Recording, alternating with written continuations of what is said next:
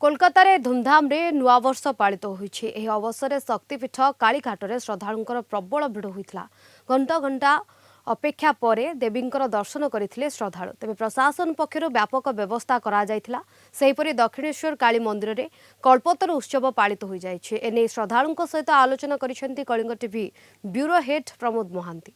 कालीघाट चलचंचल आमे जानती यही से कालीघाट जोठिकी सती 51 पीठर अन्यतम पीठ भाव परिचित एवं प्रबाद रही एठारे माँ दक्षिण चरणर बाम आंगुठी एठारे पड़ीला। देखा पाँच प्राय 3 किलोमीटर ऊर्ध्व व्यापी श्रद्धालु माने धाड़ी बांधी माँ को दर्शन करेंगे, माँ को सेमानकर आवेदन प्रकाश करेंगे। एक भिन्न परिमंडल कार्य तो यही अंचल सृष्टि होती। मत जानती एठारे ओडिया पूजक माने माँ सेवार वर्ष वर्ष धरी युक्त अच्छा एवं आमे देखा पाँच बहु पूजक अच्छा। आम पचार माँ आशीर्वाद ना सब आस लाइन रे छिड़ा हो लाइन आप 4 घंटा 5 घंटा लाइन समय लगे।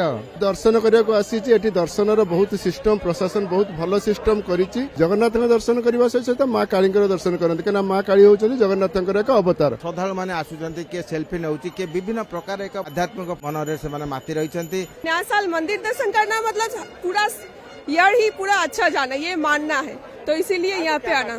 माँ से आज प्रार्थना करेंगे कि सबका मंगल हो और मेरा भी मंगल हो। बस माता को आशीर्वाद करने लेने आए हैं। प्रत्येक माँ का आशीर्वाद नेगा आबाल वृद्ध वनिता एटी धाड़ी छुटी देखा पाँच 2 घंटे लगे हो गए।